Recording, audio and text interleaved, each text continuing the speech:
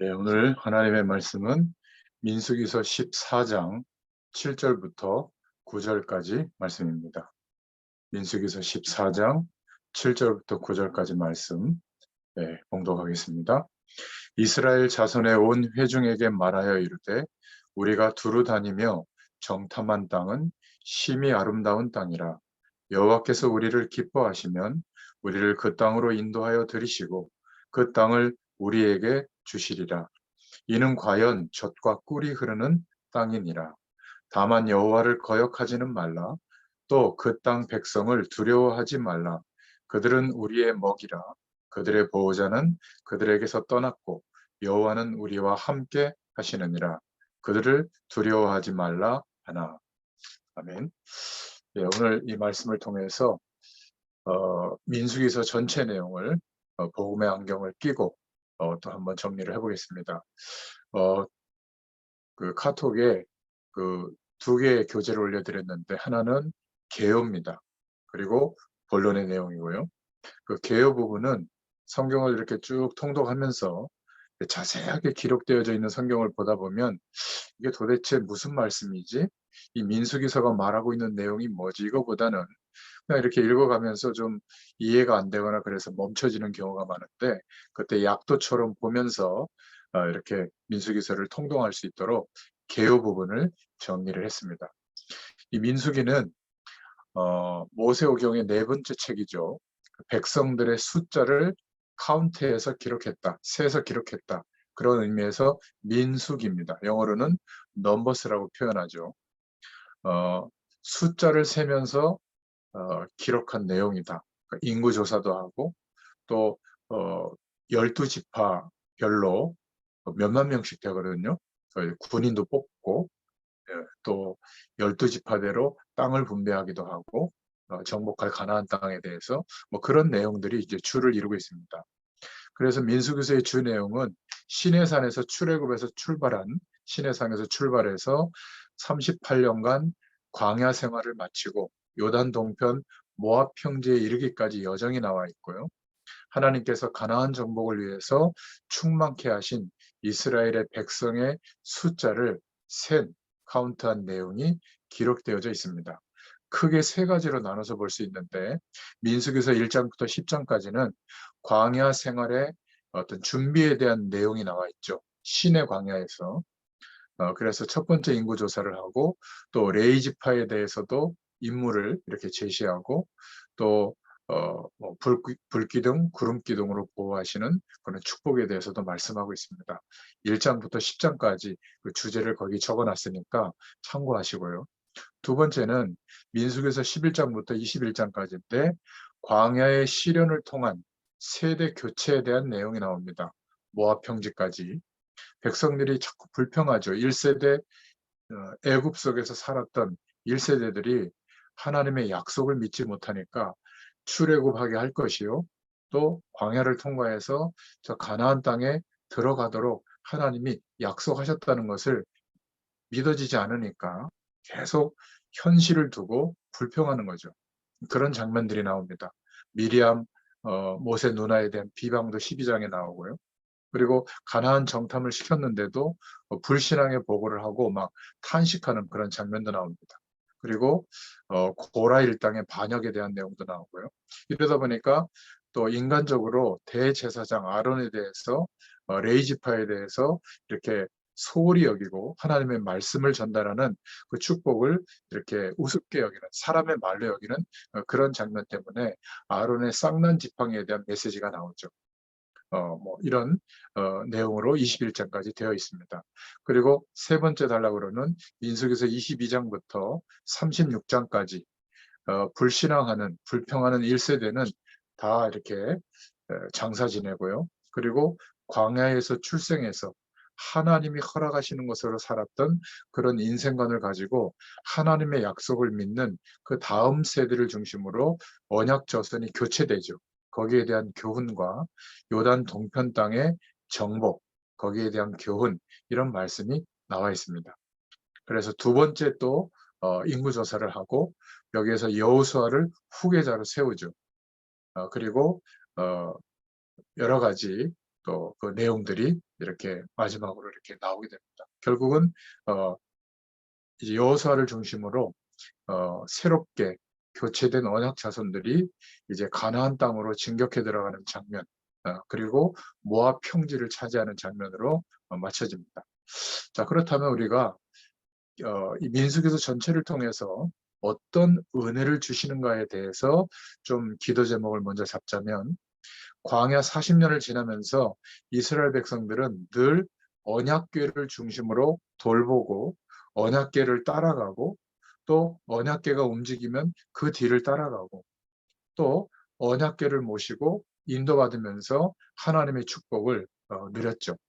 그래서 실제로 우리가 꼭 기억해야 될 것은 삶의 목표이신 예수 그리스도를 우리가 따라간다. 그 언약궤 안에는 무엇이 있냐면은 아론의 쌍난 지팡이가 들어있고요. 또 만나를 담았던 항아리가 있고, 또 하나님의 율법이 기록된 돌비가 그 안에 담겨져 있죠. 전부 예수 그리스도를 말합니다. 이제 우리는 구약의 이스라엘 백성들이 아니죠. 언약궤의 실체이신 예수 그리스도께서 오셔서 죽으시고 부활하심으로 하나님의 축복을 누리게 됐는데, 이제는 그 생명으로 우리 인생을 살아내고 주님의 인격을 닮아감으로써 하나님을 증거하는 삶의 목표를 가지고 인도받아야 될 줄로 믿습니다. 늘 언약궤를 중심으로, 즉 성막 중심으로 예배하면서 움직였는데, 우리도 삶의 중심이신 그리스도를 바라보는 이 축복이 누려져야 될 줄로 믿습니다.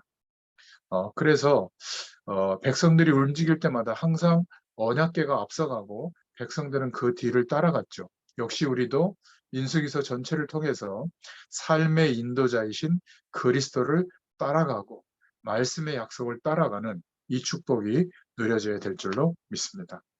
그런데 1세대 이스라엘 백성들이 출애굽도 경험하고 또 홍해도 건너고 광야의 많은 기적도 체험했지만 끊임없이 실패하고 결국 가나안 땅에 들어가지 못했던 이유는 애굽에 대한 그 눈에 보이는 조건을 따라 살아왔던 그 애착을 끊지 못해서 결국은 광야에서 장사 지내게 되죠.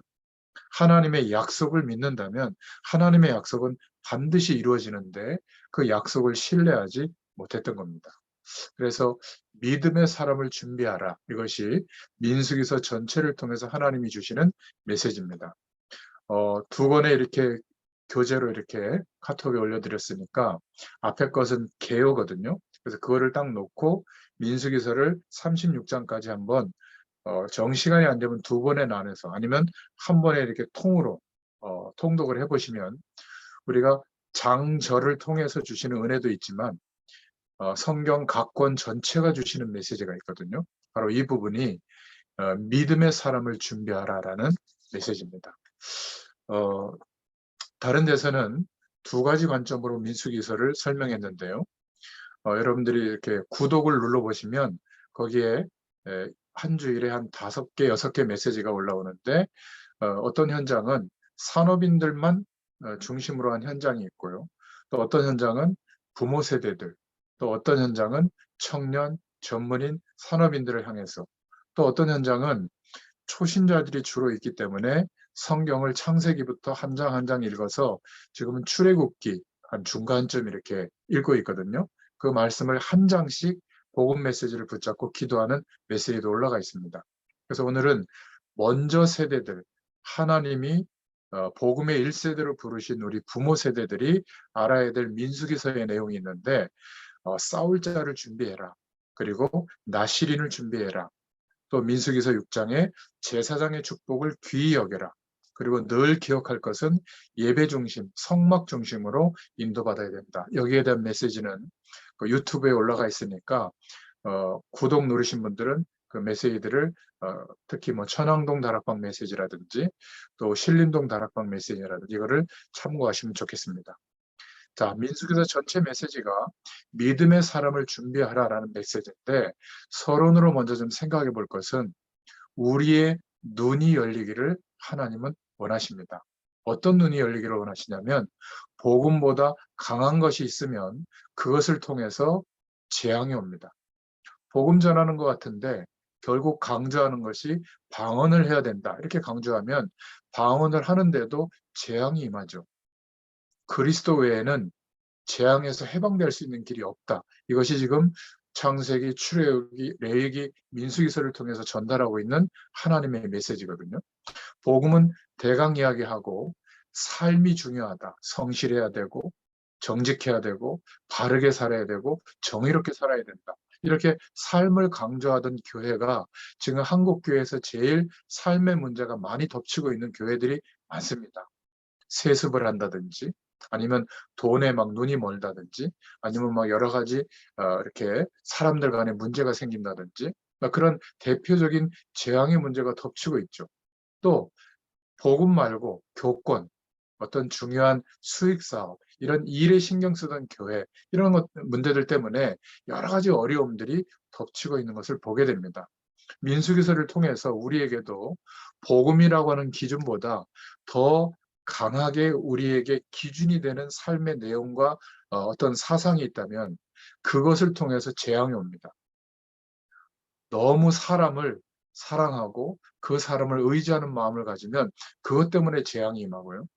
너무 돈을 사랑하면 그것 때문에 재앙이 임하고 또 너무 명예나 사람들의 시선 이런 것들을 의지하다 보면 그것 때문에 재앙이 들이닥칩니다. 꼭 우리에게 이것을 볼 수 있는 영적인 눈을 오늘 열어주실 줄로 믿습니다. 이게 민수기서 전체의 메시지고요. 또 복음이 없으면 결국 재앙이 들이닥치는데 그래서 진짜 복음을 누리는 사람은 옳은 말이라고 할지라도 그 옳은 말 때문에 하나님의 복음의 역사가 가리운다면 하나님께 영광에 돌아가야 되는데 그 영광이 돌아가는 일들이 중단될 가능성이 있다면 옳은 말이라도 하지 않게 됩니다. 복음이 없으면 정말 큰일 나죠. 우리 인간의 하는 모든 일은 사실은 진리의 영역에 있지 않은 것이 대부분이죠. 지금은 맞는데 나중에 보면 아닌 것이 많습니다.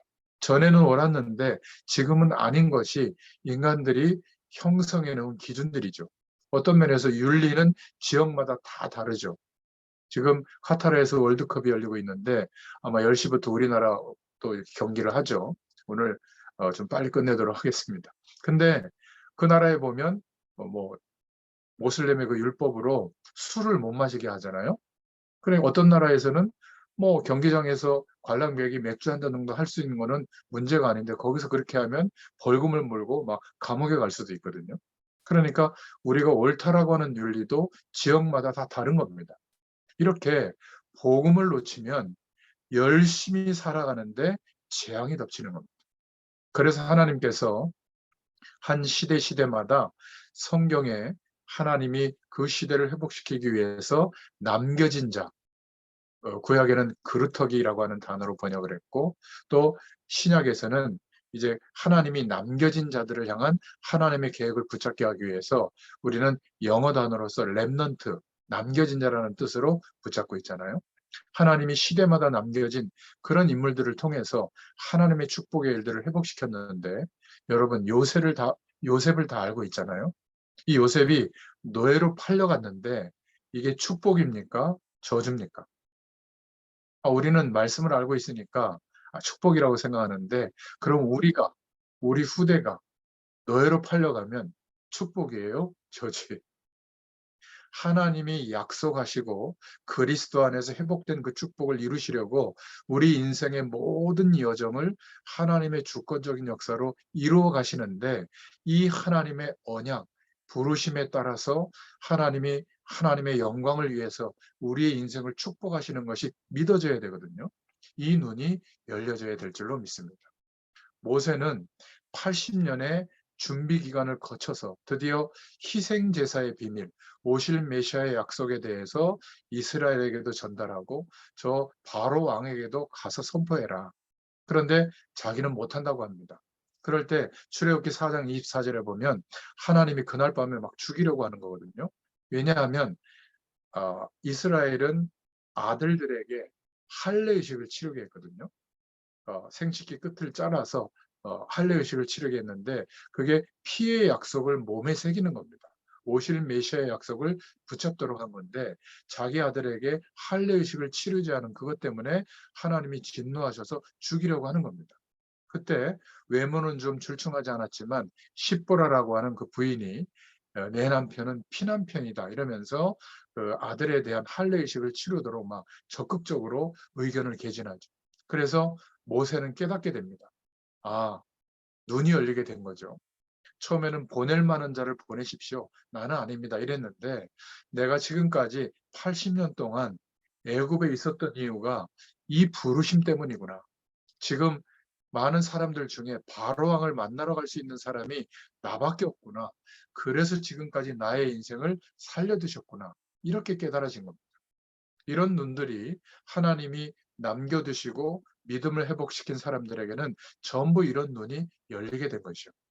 우리가 예수 그리스도로 말미암아 하나님의 자녀로 부름을 받았는데 그냥 행복하고 잘 살고 끝나는 것이 목적이 아니라 우리의 인생을 통해서 하나님이 원하시는 세계복음화의 축복이 믿어질 때 그래서 하나님이 나의 인생에 이런 일들을 허락하셨고 이런 은혜를 주시는군요. 이렇게 깨달아질 때부터 하나님의 역사가 시작이 됩니다. 이게 민수기서가 주시는 하나님의 메시지죠. 포로로 끌려갔는데도 이 눈이 열린 사람들 때문에 하나님이 역사해 주셨죠. 느부갓네살 왕, 그 왕을 우상 삼고 그 신상에 절하고 그 음식을 먹는 것을 가지고 시험했을 때 다니엘과 세 친구들은 풀무불에 막 어마어마한 불에 들어가서 불태워 죽이는데 들어가기 전에 뭐라고 고백하죠? 여호와 하나님께서 분명히 우리를 건져주실 것인데 그리 아니하실지라도 우리는 그 우상에 절할 수 없다. 죽으면 죽으리라. 이 믿음인 거죠. 또 에스더도 자기의 백성들이 모함을 받아서 죽게 됐을 때 왕이 부르지 않았는데 나가면 죽거든요. 그런데 부르지 않은데도 가기 전에 어떤 마음으로 고백을 하죠? 이때를 위해서 나를 왕비 삼으신 게 아니겠느냐. 죽으면 죽으리라 이러고 나아갑니다. 이런 사람들 때문에 포로 시대에도 하나님의 역사가 일어났죠. 영적인 눈이 열리게 된 겁니다. 초대교회도 마찬가지로 이단 누명을 쓰고 예수 이름으로 말하는 그 마가 다락방에 모이는 그 교회에 가면 죽인다고 했는데 추방시킨다고 했는데 120문도가 모여서 사도행전 1장 14절에 예수님이 부활 승천하시면서 약속하신 성령의 충만을 두고 10일 동안 오로지 기도에 힘썼거든요. 각 사람 위에 성령의 충만이 임하고 그때부터 3천 제자가 일어나는 축복이 오게 된 겁니다. 여러분, 이 민수기서를 통독하시면서 민수기서에 대한 영적인 눈이 열려야 되는데 어떤 눈이 열리기를 하나님이 원하시냐면 이스라엘 민족이 출애굽해서 가나안 땅에 들어가는 것은 하나님의 뜻입니다. 막을 자가 없다. 만약 이 하나님의 약속이 진행되는데 막는 자가 있다면 죽는 겁니다. 원망하는 자는 광야를 통과하지도 못하고 절대로 가나안 땅에 못 들어갑니다. 땅에 묻히죠. 그런데 약속을 믿는 믿음이 있는 자는 가나안에 가게 됩니다. 이것을 빨리 깨달으라는 것이 민수기서의 메시지죠. 그 깨닫고 믿음이 회복된 그 사람들을 준비하라고 하는 것이 민수기서 전체의 메시지입니다. 영어로는 넘버스라고 표현하죠. 자, 그래서 우리 청년 전문인들이 알아야 할 민수기로 큰 두 번째로 바로 말씀을 드리겠습니다.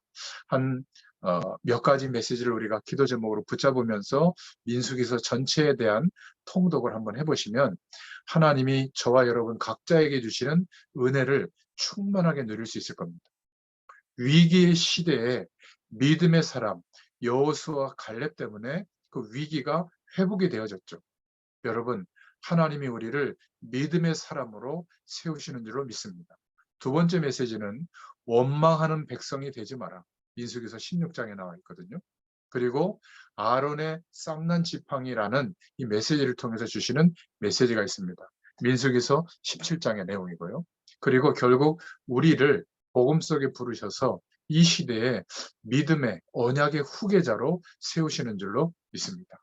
자, 첫 번째로 위기 시대를 이긴 믿음의 사람, 여호수아 갈렙에 대해서 민수기서 14장 1절부터 19절에 말씀하고 있는데요. 저와 여러분들, 특히 청년들, 전문인들, 산업인들은 하나님의 약속을 믿고 그 언약을 가지고 있다면 절대로 안 망합니다. 그냥 신앙생활을 유지하는 정도가 아니라 위기의 시대가 왔을 때 이길 수 있는 그 믿음 때문에 하나님이 역사하십니다. 그런데 왜 기성세대가 깨닫지 못하는 걸까? 1세대 출애굽을 경험하고 희생제사의 비밀을 알게 하시고 또 홍해를 갈라서 아무것도 없는 홍해를 벽처럼 세우시고 그 안에 마른 땅의 길을 걷게 하신 그 경험을 한 1세대들, 광야를 걸으면서 하나님이 먹이고 입히는 것을 경험한 1세대들. 그런데 왜 하나님의 약속이 이루어진다고 하는 것을 믿지 못하고 있을까? 바로 애굽 사상 때문입니다.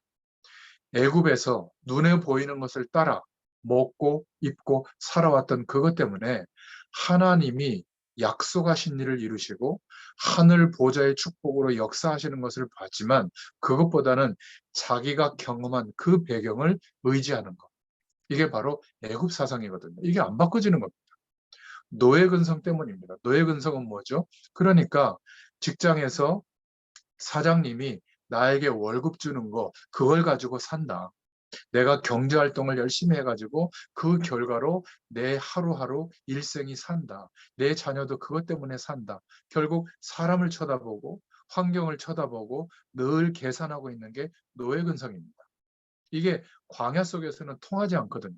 왜냐하면 정상적인 삶의 방법이 아니라 어떻게 광야를 통과하게 했죠?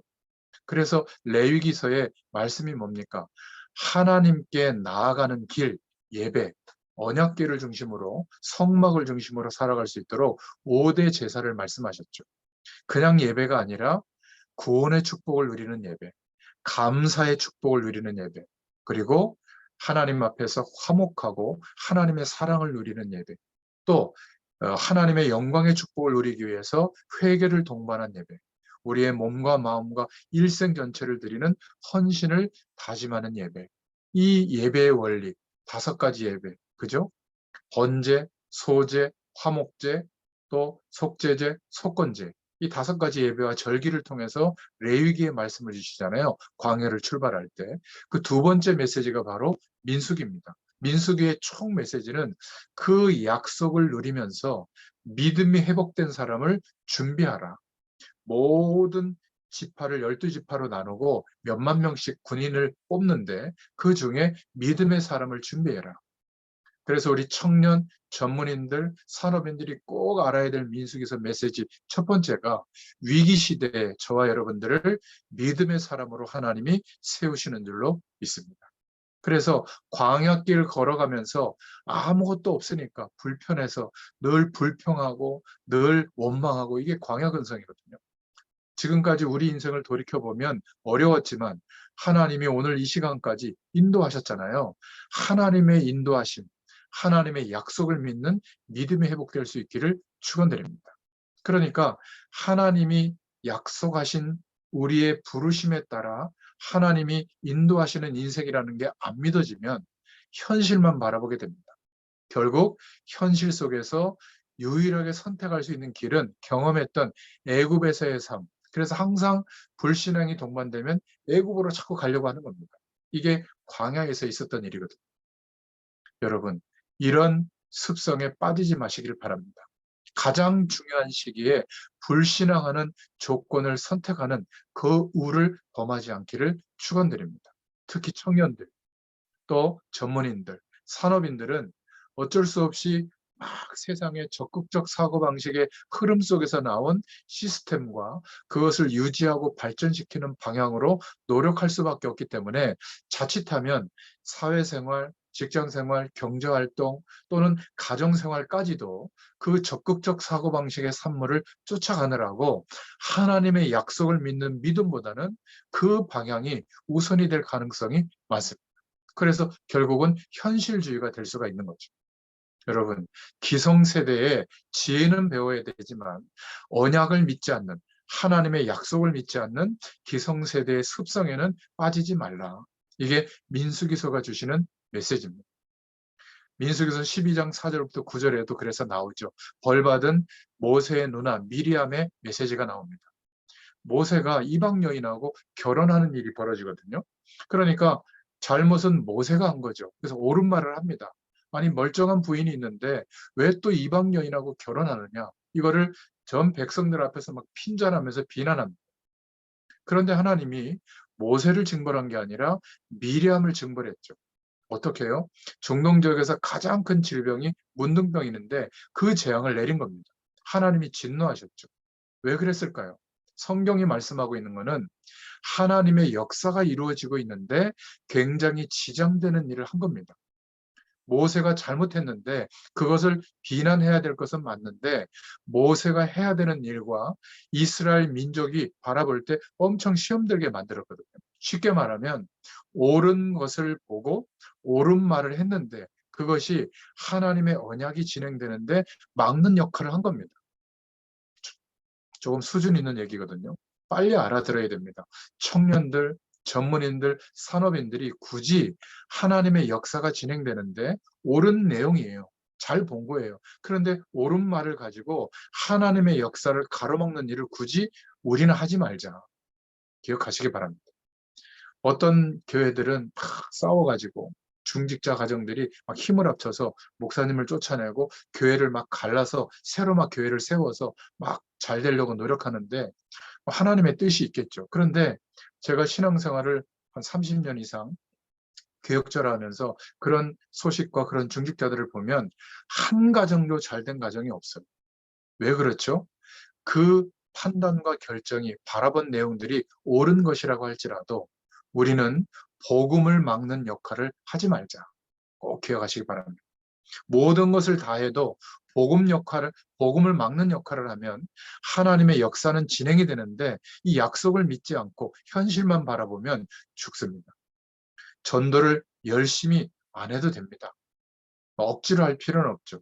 우리가 복음 운동이 일어나도록 준비하고 교회가 전도자들이 복음 증거되도록 심부름하면 그 자체가 벌써 민수기서의 응답이 오는 겁니다.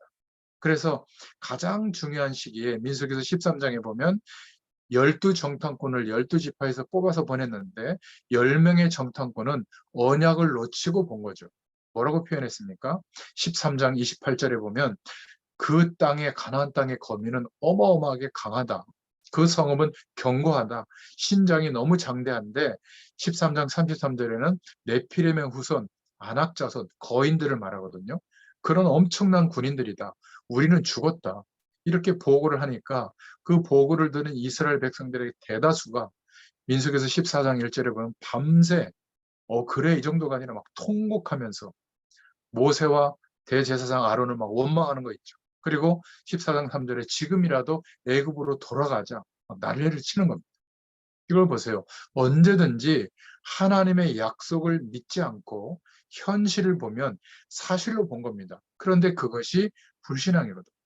가만히 있다가 결정적 순간에 드디어 가나안을 정복할 시기가 왔는데 그렇게 안 보이는 거예요.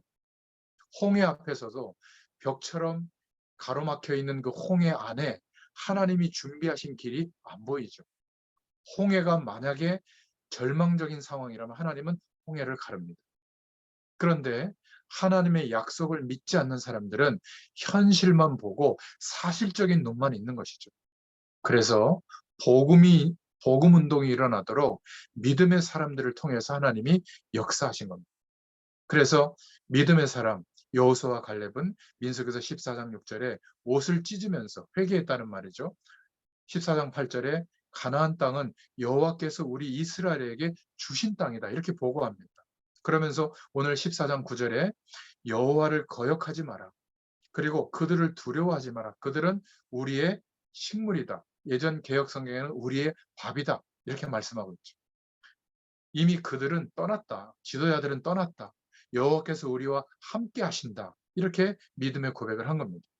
차이점이 뭔가요? 10명의 정탐꾼들은 옳은 말을 했습니다. 딱 맞는 말을 했죠. 오히려 2명의 말이 틀린 말이죠. 대단하더라. 그런데 우리의 밥이다. 현실과 안 맞는 말인 것 같아요. 교회 안에서 여러분 사회생활 속에서 언제든지 불신앙의 눈을 가지고 보면 하나님의 약속이 없고 하나님이 그 자리에도 함께 계신 것이 안 믿어지면 꼭 이렇게 사실적인 것을 봅니다. 차라리 사실을 못 보면 좋겠는데 언약 놓친 사람들이 사실적으로 본 그것 때문에 재앙이 임하게 되거든요. 어리석게도 그 보고를 듣고 백성들이 밤새도록 통곡하고 모세와 아론을 원망하는 겁니다. 교회도 당회도 재직회도 또 어떤 면에서 많은 중직자와 목회자도 언제든지 기억하셔야 됩니다. 불신앙의 말이 논리적으로 항상 옳아요. 그런데 우리는 하나님의 약속을 보고 봐야 될 줄로 믿습니다. 그런데 나이가 들면, 연세가 들면 뭔가 이렇게 일반적인 말보다 내가 경험한 경험 또는 감정적인 생각, 뭔가 이렇게 내가 갖고 있는 어떤 특별한 내용, 이것을 극대화해서 그 기준으로 고집처럼 결정하거든요. 그런데 전 백성이 막 통곡하면서 원망하는데 이 모세는 언약의 사람이라 모든 사람들의 말을 듣지 않고 이 터무니없는 말, 여호수아와 갈렙의 말을 들은 겁니다. 그 선택을 한 거예요. 여러분, 언약, 그리스도의 축복, 하나님의 영광, 하나님 하늘 보좌의 축복, 이것을 빼버리면 세상이 바로 보이지 않는 겁니다. 그러니까 그 모든 결정이 하나님의 언약이 진행되는 방향과 일치하지 않으니까 열심히 했는데 재앙이 오는 겁니다. 바로 본 것 자체가 문제가 되는 거죠. 그래서 여호와께서는 믿음의 사람에게 응답하십니다. 하나님의 약속을 믿지 못하고 자꾸 불신앙하다 보면 이게 쌓이고 쌓여서 저와 여러분의 잠재의식 속에, 사상 속에, 영혼 속에 파고 들어가서 장악해버립니다. 그래서 몸도 결정하는 모든 것에 합쳐져서 결론적으로 재앙 속에 있게 되는 거거든요. 그래서 하나님은 믿음을 가지고 약속, 하나님의 약속을 붙잡고 기도하는 자들에게 그 시대를 맡기시고 인도함을 받도록 역사해 주십니다. 꼭 기억하시기 바랍니다. 두 번째, 청년들, 전문인들, 산업인들에게 주시는 메시지는 민수기서 16장 1절부터 14절을 두고 보면 원망하는 백성이 되지 마라. 첫 번째 메시지와 비슷한 메시지인데요. 원망은 유행이 빨리 되는 것 같아요. 하나님의 뜻을 이루는 말들은 귀에 들어가지 않고 사단이 역사하는 말은 왜 그렇게 귀에 쏙쏙 들어가는지. 백성들이 원망하고 다 일어나서 통곡을 하죠. 틀린 결정들입니다. 여러분, 청년들, 또 전문인들, 또 산업인들은 굉장히 세상을 바라볼 수 있는 정보력이 뛰어나죠. 그러다 보면 우리가 알고 있는 지식의 경험과 많은 사람들이 주장하는 내용에 흔들릴 때가 많습니다. 특히 우리나라, 대한민국에 대해서도 눈을 떠야 되죠. 뭐, 한쪽은 이렇다, 또 한쪽은 이렇다, 보수, 진보. 여러분, 양쪽 말을 다 진리처럼 생각하면 안 돼요. 우리는 그 양쪽 말이 아니라 복음의 눈을 뜨고 봐야 될 줄로 믿습니다. 여러분, 복음의 입각에서 보면 현장이 보여요. 한쪽은 너무 캐캐묵었고 한쪽은 너무 이탈한 겁니다. 왜냐하면 너무 급진적으로 사회를 평가하고 바꾸려고 하죠. 그래서 하나님이 이 사람을 세우고 이쪽을 세우고 또 한때는 이쪽을 세워서 균형을 잡히게 해서 하나님의 영광이 드러나도록 하나님이 인도한다는 걸 믿어야 돼요. 이번에 선택한 이 사람들이 잘못하면 다음에는 반대쪽도 선택해 주면 될 거 아닙니까? 그런데 이 콩만한 나라에서 뭐 어느 지역이 어떻고 어느 지역이 어떻고 그래서 나는 이런 색깔을 가져야 되고 꼭 원망하는 사람들을 보면 틀린 말을 듣고 원망하는 것이죠. 우리는 복음의 눈을 뜨고 하나님의 약속을 붙잡고 봐야 될 줄로 믿습니다. 여호수아와 갈렙이 똑같이 보고 결국은 약속 붙잡고 보니까 하나님이 준비하신 게 보이죠. 저들은 이미 간담이 녹았고 주인들은 다 도망했다. 저들은 우리의 밥이다. 지금 진격해야 될 때다. 누구의 말이 맞죠? 여러분, 영안이 어두워지면 진짜가 안 보이는 겁니다. 눈앞에 보이는 것만 보지 하나님이 준비하시고 약속하시고 인도하시는 그 길이 안 보이는 겁니다. 여러분, 청년인 여러분, 또 전문인 여러분, 산업인 여러분들은 절대로 원망하는 백성이 되지 마시기를 축원드립니다. 자꾸 원망하고 불평할 때 우리 몸속에서 저항하는 호르몬이 분비된대. 그리고 영적 문제가 덮치면 합쳐져서 결국 재앙이라고 하는 심각한 상태가 오는 겁니다. 우리는 감사도 배우고 이해도 배워야 될 줄로 믿습니다. 우리 한 시대를 책임질 부르심을 입은 우리 렘넌트들을 속이는 불신앙들을 주의해야 될 줄로 믿습니다. 반항심리, 가출심리, 자살심리, 갈등하는 거, 원망하는 거, 부정적 심리. 우리는 긍정적인 거, 부정적인 거를 찾아가는 게 아니라 그 둘을 보면서 하나님이 준비하신 길을 인도받는 것이죠. 결국 불신앙하다가 쌓이면 큰 사고를 내는데 바로 민수기서 16장 1절에 보면 고라 자손이 반역하는 게 나오고요. 다단과 아비람이 나오고 온이라는 인물이 나옵니다. 그리고 민수기서 22장 24장에 보면 발람이라고 하는 사람이 일어나서 반역을 일으키죠. 유다서 1장 11절에 보면 유다서는 신약성경 후반부에 1장으로만 되어 있는 성경인데 거기에 보면 이 내용을 빌어서 하나님의 저주를 말하고 있거든요.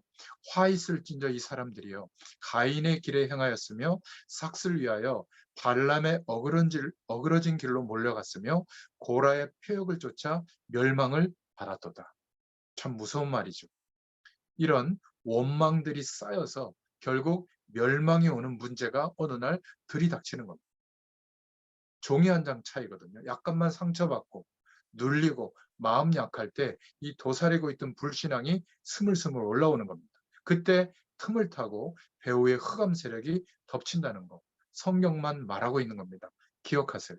그래서 저와 여러분들이 신앙생활 할 때 교회 안에서 또 여러분들의 현장에서 분별할 수 있는 눈이 있어야 될 줄로 믿습니다. 불건전 신비주의가 교회 안에 역사할 때가 있거든요. 분별할 수 있어야 돼요. 복음을 빙자한 율법주의가 횡행할 때가 있습니다. 늘 맞다 틀리다의 기준을 가지고 싸우게 되죠.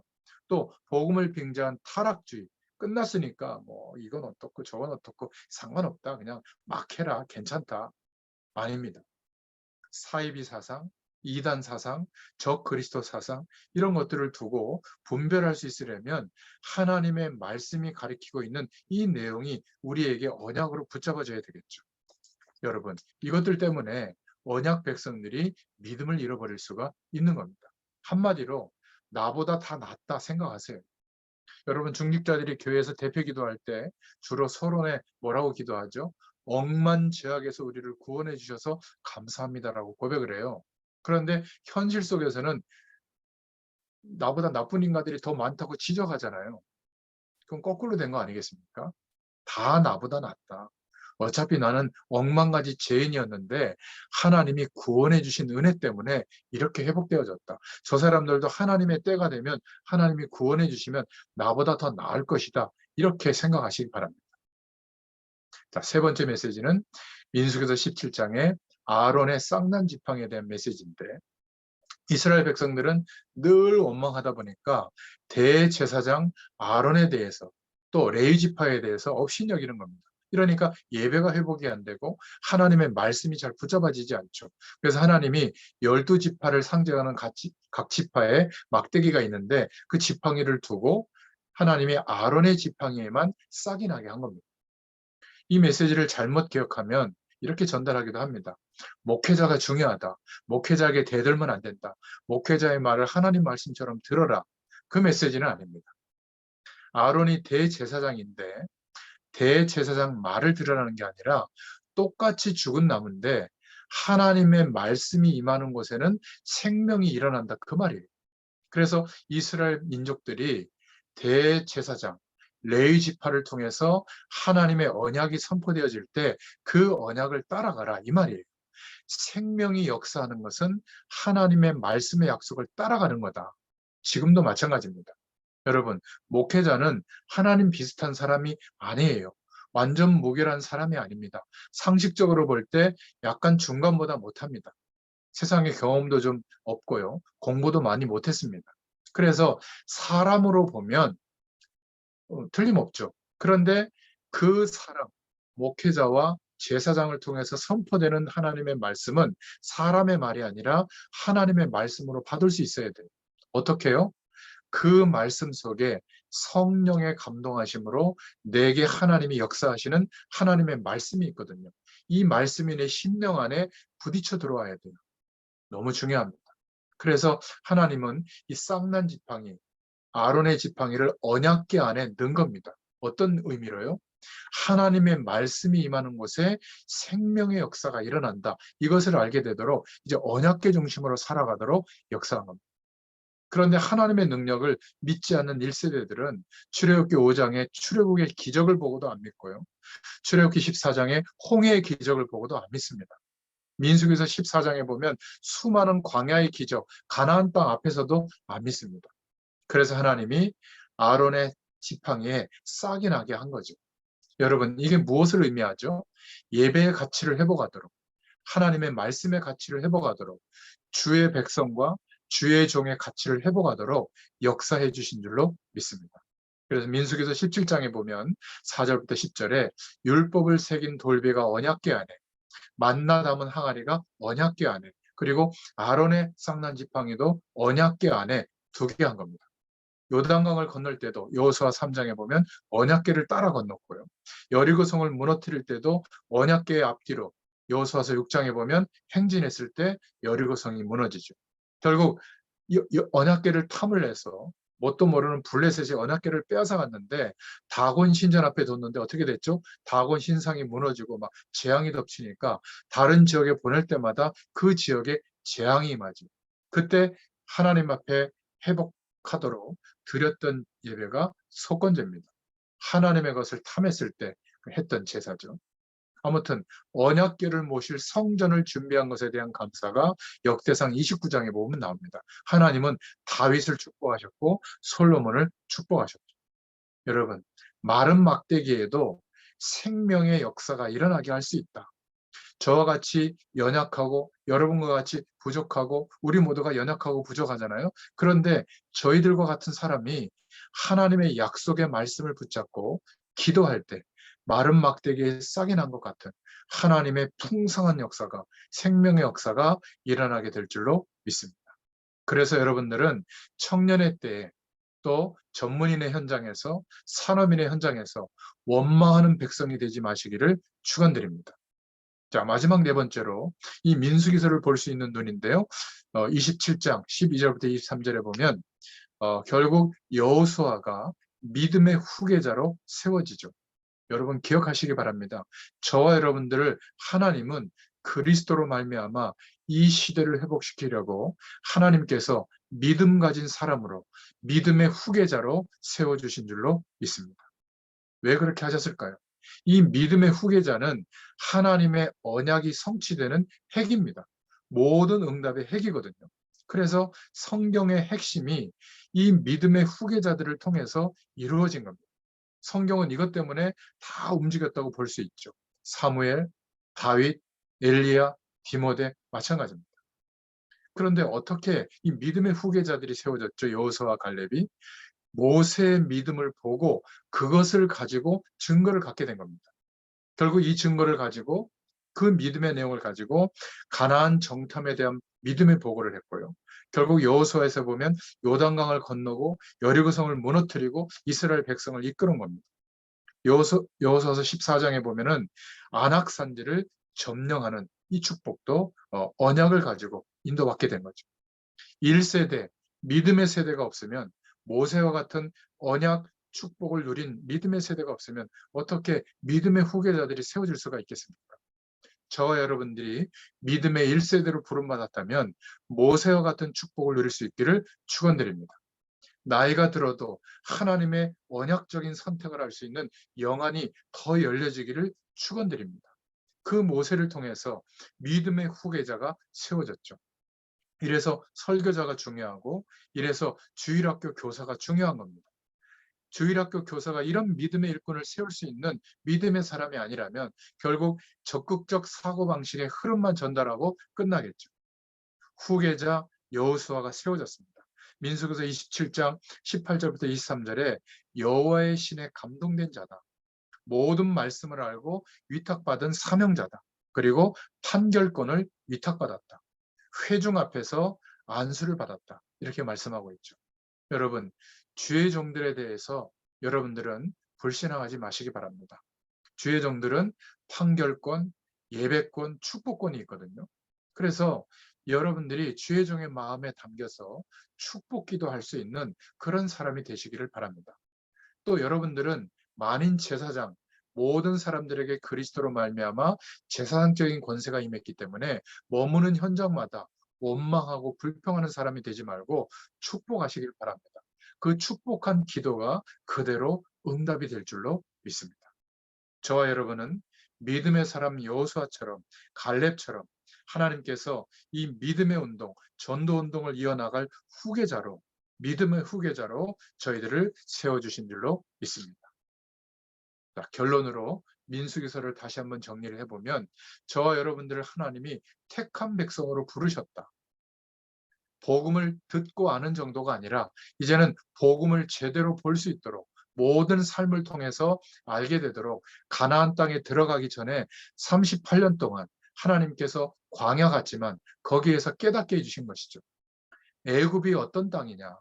하나님 없는 가능성으로 완전히 점철된 강대국인데 거기에서 언제 해방되어졌느냐? 양의 피 바르는 날 해방되어졌죠. 이것을 알게 되도록 피와 연결되어진 예배, 피와 연결되어진 절기, 오실 메시아의 약속을 붙잡고 이들을 해방시키고 광야에서 기적을 맛보게 한 겁니다. 여러분 주의해야 될 것은 성경 공부로 끝나는 신앙, 형식적인 신앙은 재앙을 막을 수가 없습니다. 문제가 온 후에, 질병이 온 후에, 무너지고 난 후에 깨닫게 되는 것은 늦은 것이죠. 오늘 말씀을 통해서 여러분들이 민수기서를 이런 관점으로 통독하면서 여러분들의 현장을 보고 이 시대의 현장을 볼 수 있기를 축원드립니다. 전부 다 적극적 사고방식의 흐름 속에서 나온 것들을 추정하고 있거든요. 복음보다. 그게 나쁘다는 것이 아니라 하나님의 영광을 위해서는 필요하다면 선택을 해야 되는데 이것은 진리가 아니잖아요. 수단의 영역이 있어야 되는데 목표가 되고 있는 겁니다. 그러니까 나도 모르게 복음은 하나님의 약속은 희미해지는 것이죠. 전도가 뭐죠? 열심히 하는 게 아닙니다. 오늘 이 시간에 하나님이 이 하나님의 은혜 때문에 예정해 놓으신 사람이 있는데 이 사람을 만나게 해주시는 게 전도예요. 지금 축구를 앞두고 있는데 대한민국이 이 시간에 여기에 들어와서 말씀을 듣고 있잖아요. 여러분들 때문에 하나님이 역사해 주실 겁니다. 이 민수기에서의 말씀을 한번 통독해 보세요. 그러니까 예비된 하나님의 사람을 우리 인생의 매일매일을 통해서 만나는 게 전도거든요. 내가 막 전도해서 영접시키고 교회 데려다 놓고 그거는 전도를 굉장히 육신적으로만 본 겁니다. 전부 하나님의 역사죠. 분명히 어제는 핍박자 사울이었는데 오늘 하나님이 역사하니까 담의 세계 완전히 바뀌는 거죠. 전도자 바울로 바뀌어지는 것처럼 이게 하나님의 역사인 줄로 믿습니다. 그래서 민수기서 전체 주제는 12지파를 나누고 수를 세서 믿음의 사람을 준비해 가지고 아직 가나안 땅에 들어가지 않았는데 그 가나안 땅을 12지파에 맞게 땅을 분할을 해라. 그리고 하나님의 정해진 그 시간에 이제 현장으로 진격하라 그 말입니다. 이 민수기서의 메시지가 언약으로 붙잡고 응답이 되는 사람에게는 세 가지가 보일 거예요. 우리의 현장이 하나님이 준비하신 제자가 우리의 현장 속에 정말 숨겨져 있구나. 가면 다 보이게 되어 있습니다. 복음의 색깔과 하나님의 영향력을 나타내면 이 사람들을 보내시죠. 그러니까 하나님이 준비하신 황금어장이 두 번째 보입니다. 모든 교회는 1% 안에 전 세계 교인이 영향을 미치는 영향력은 교회 안의 현장은 1%밖에 안 되거든요. 99%는 비어 있습니다. 어마어마한 문명으로 발전하고 있는데 거기에 하나님을 인정하는 문화가 사라져가고 있거든요. 재앙이 덮치고 있습니다. 우리가 침묵하고 우리에만 나에게만 몰두하고 있을 때 그리고 이 복음이 현장에 전달되지 않고 있을 때 재앙이 임하는 사각지대로 바뀌고 있잖아요. 이 눈을 뜨라고 하나님이 민수기서의 메시지를 주고 계십니다. 지금 가나안 땅은 뭐라고 말씀하고 있죠? 이스라엘 민족이 광야를 건너서 가나안 입구에 와 있다는 소문이 퍼져서 다 도망가게 된 겁니다. 벌벌 떨고 있는 겁니다. 간담이 녹아 있다고 표현하고 있잖아요. 저와 여러분이 예배하고 그리스도 중심으로 성령의 충만을 구하면서 하루하루를 살아가는 이 축복이, 이 영향력이 저와 여러분이 움직이는 모든 현장에 다 퍼지고 있는 겁니다. 이미 흑암 세력을 하나님이 다 깨트려 버린 줄로 믿습니다. 이 사실을 믿고 마지막으로 불신앙의 보고를 하던 정탐꾼과 같이 현실만 보지 마시고 여호수아와 갈렙처럼 하나님의 약속을 믿고 보면 현장이 보입니다. 이미 그들은 소문을 듣고 다 도망갔다. 그들은 우리의 밥이다. 이제 우리가 가면 하나님이 정복하도록 역사할 것이다. 여러분, 가나안 땅, 세계복음화, 전도와 선교, 하나님의 영광이 드러나는 그 사명은 이전에 내가 가지고 있던 세상 배경으로는 통과하지 못하는 겁니다. 우리가 가난하게 살던 수준, 이상하게 최선을 다해서 살던 수준, 그 모든 수준을 가지고 하나님의 사명의 현장에 들어가면 아무 일도 일어나지 않아요. 이전에 삶의 가치관, 적극적 사고방식 속에서 형성됐던 내용들은 좀 멈추고 이제 하나님의 언약 속으로 들어갈 수 있기를 축원드립니다. 그러면 어려움이 와도 괜찮고 가난해도 괜찮고 오히려 거기에서 시공간을 초월하시는 하나님의 능력을 누리는 세계 살릴 준비를 하는 그런 축복이 임하게 될 줄로 믿습니다. 위기 시대를 이긴 믿음의 사람으로 우리를 부르셨고 원망하는 그래서 백성이 되지 마시고 아론의 쌍난 지팡이의 메시지처럼 하나님의 말씀을 따라 생명의 축복을 누리기를 원합니다. 그리고 믿음의 후계자로 우리가 서고 또 다른 믿음의 사람들을 세울 수 있도록 하나님이 민수기를 통해서 말씀하시는 줄 믿습니다. 이 은혜가 누려지는 저와 여러분 되시기를 축원드립니다. 기도합니다. 하나님 감사합니다. 오늘도 주의 말씀을 통해서 우리에게 역사해 주셔서 감사합니다. 성경 66권을 복음의 눈으로 통독하며 하나님께 인도받는 귀한 시간을 허락해 주셔서 감사합니다. 하나님, 우리 일생에 하나님의 말씀이 복음의 능력으로 풍성해지도록 말씀 자체가 주시는 응답 속으로 들어가는 귀한 시간을 허락하여 주시옵소서. 하나님께서 역사하셔서 이 시대의 남은 자로 우리들의 인생을 축복하시고 역사하실 줄 믿습니다. 한 주일도 승리케 되도록 인도하여 주시옵소서. 예수님의 이름으로 간절히 축복하옵고 기도하옵나이다. 아멘. 감사합니다.